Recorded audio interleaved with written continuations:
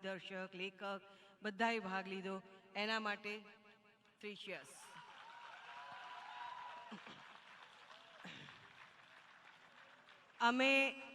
મેં, દીપક અને સુનિલભાઈએ 20 નાટકો જોયા અને એ 20 નાટકોમાંથી આ ઇનામો મેં પસંદગી કરી છે. સૌથી પહેલું વેશભૂષા માટેનો શ્રેષ્ઠ પારિતોષિક ટીમલી નાટક.